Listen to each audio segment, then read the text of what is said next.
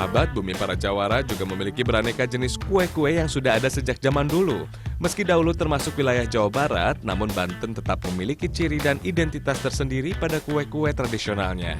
Tak hanya rasanya yang enak, bahan dan cara pembuatan kue tradisional Banten juga memiliki cara yang unik dan menarik.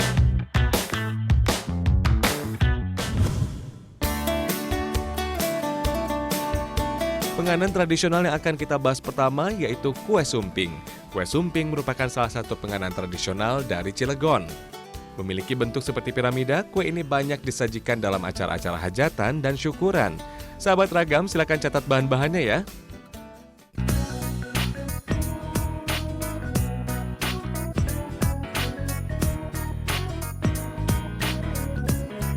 Untuk membuat kue sumping, pertama kita potong-potong pisang.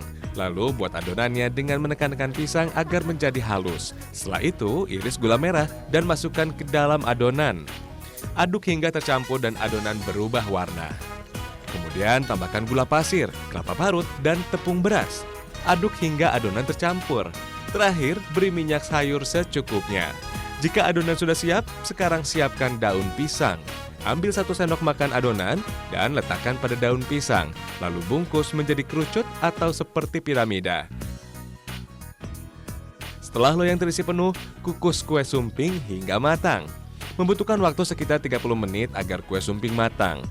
Agar mendapatkan hasil yang maksimal, saat mengukus kue sumping, gunakan api yang besar dan stabil.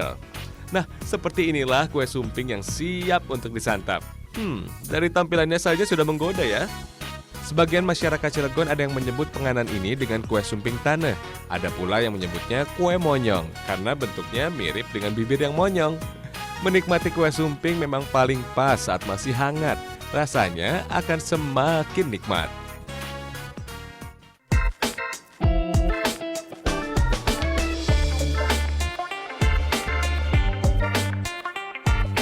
Nah, sahabat, kue sumping ini rasanya benar-benar manis karena perpaduan dari gula merah dan juga ada pisang serta gula pasirnya, benar-benar enak.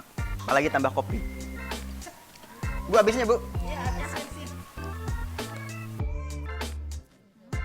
Masyarakat Cilegon memang biasa menikmati kue sumping dengan kopi, karena selain teksturnya yang kenyal, rasa manisnya sangat pas jika disandingkan dengan kopi. Cocok sekali jika dinikmati saat sore hari atau saat cuaca dingin.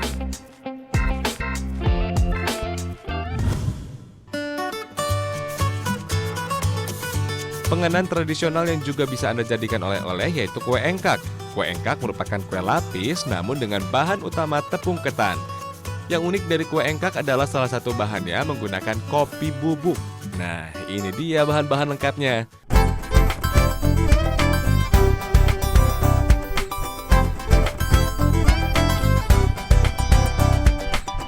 Untuk membuat penganan ini diawali dengan mencampurkan telur dan gula pasir, lalu aduk hingga lembut. Kemudian campurkan tepung ketan dengan santan.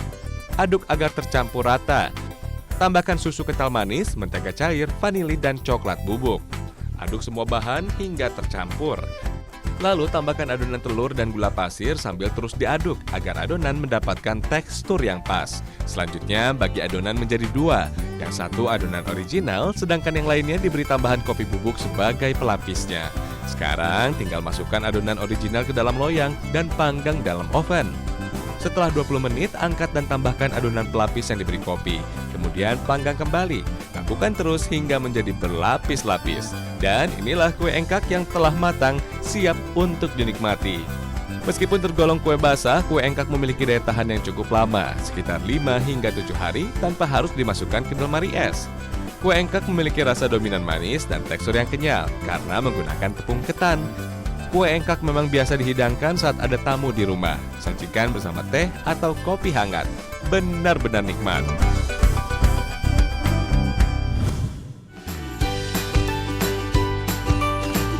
Satu lagi penganan yang harus Anda coba saat berada di Banten. Penganan dengan rasa manis dan renyah. Inilah gipang. Meski gipang tidak memiliki variasi rasa, namun penganan yang satu ini banyak diburu untuk dijadikan oleh-oleh. Sahabat Ragam, catat dulu bahan-bahannya ya.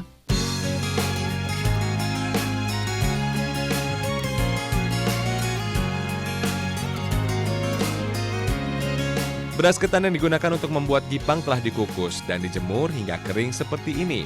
Pertama, goreng beras ketan yang sudah kering ini ya. Setelah masak, angkat dan tiriskan. Diamkan hingga beras ketan agak dingin. Selanjutnya, larutkan gula pasir dan air, lalu panaskan hingga gula larut. Jangan lupa untuk menambahkan buah asam. Asam digunakan selain untuk menguatkan rasa dari gipang, juga untuk mempermudah merekatkan beras ketan. Setelah gula larut, sisihkan buah asamnya. Untuk mengetahui air gula sudah cukup kental atau belum, seperti ini cara mengeceknya. Jika sudah kental seperti ini, air gula siap untuk dicampur dengan beras ketan. Aduk segera air gula yang bercampur dengan beras ketan ya, agar air gula dapat meresap dan tercampur rata. Langkah ini harus dilakukan dengan cepat agar beras ketan dapat merekat sempurna. Jika beras ketan sudah cukup lengket, tuang beras ketan ke dalam wadah yang telah dilapisi plastik. Ratakan dan tekan-tekan hingga beras ketan menjadi padat dan saling merekat. Bila perlu, gunakan botol untuk meratakannya. Setelah rata, tinggal olesi dengan kacang tanah yang telah dihaluskan dan diberi air gula. Ratakan kacang tanah ke seluruh permukaan gipang.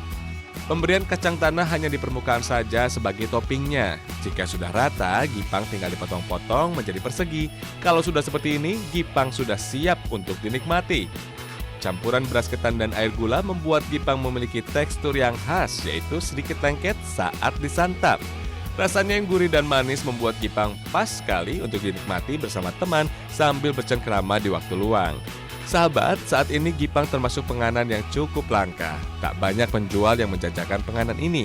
Gipang hanya dibuat dalam industri rumahan yang ada di kampung-kampung dengan pemasaran yang tidak terlalu jauh. Nah, jika Anda sudah ke Banten, jangan lupa deh membawa gipang sebagai oleh-oleh.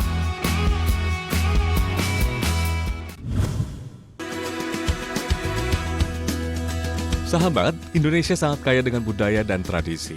Begitu banyaknya sehingga tiap daerah di Indonesia bahkan memiliki budaya tersendiri dengan cirinya masing-masing. Tradisi sendiri adalah sebuah kebiasaan yang telah dilakukan sejak lama dan menjadi bagian dari kehidupan suatu kelompok masyarakat.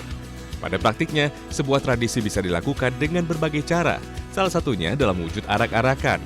Tradisi arak-arakan dilakukan melalui pawai atau jalan bersama dengan tujuan yang bermakna tertentu. Arak-arakan ini dimaksudkan agar masyarakat luas dapat mengetahui dan ikut menyemarakan tradisi yang ada di daerahnya. Banyaknya budaya di tiap daerah menjadikan tradisi arak-arakan di Indonesia memiliki cara yang berbeda satu sama lain. Inilah informasi tradisi arak-arakan Seba Baduy. Banten, provinsi yang berada di ujung barat Pulau Jawa ini memiliki suku asli, yaitu suku Baduy.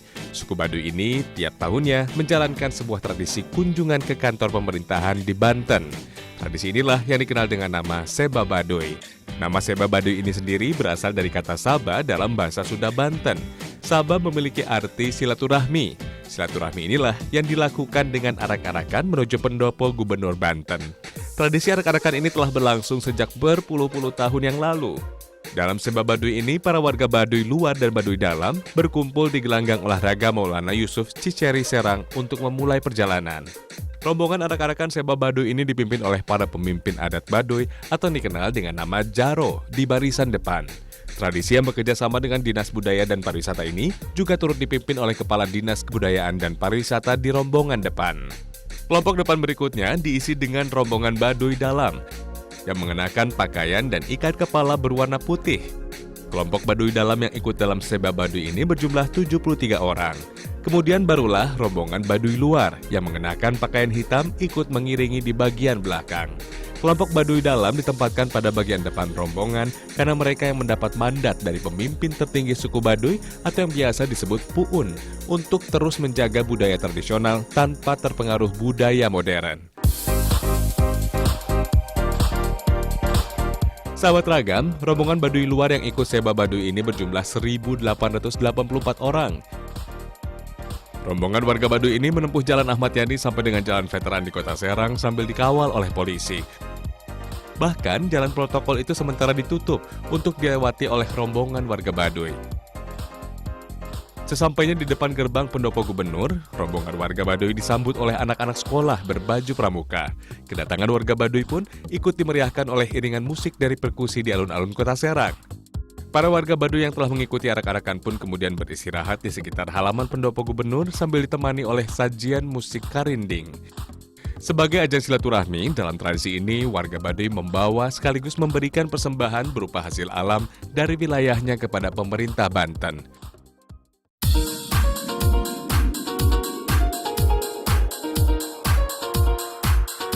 Sahabat Ragam, Seba Baduy ini merupakan sebuah ajang silaturahmi dari warga Baduy ke pemerintah Banten.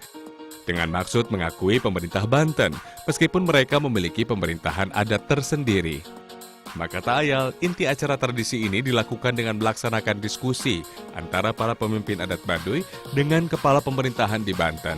Para pemimpin adat Baduy atau Jaro memberikan pesan kepada pemerintah Banten untuk menjaga lingkungan sosial di Banten, termasuk di Baduy, dari pengaruh negatif.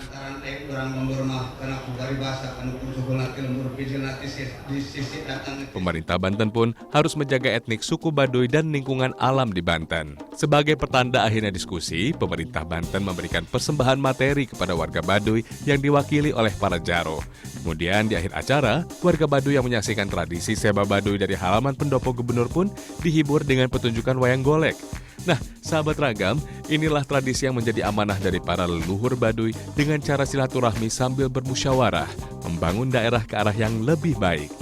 Tradisi yang tentunya harus tetap dijaga dan dilestarikan di bumi Nusantara ini.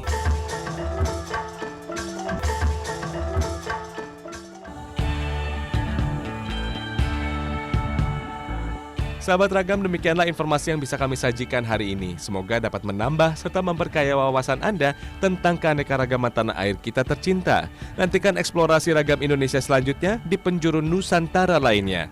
Saksikan terus Ragam Indonesia hanya di Trans 7.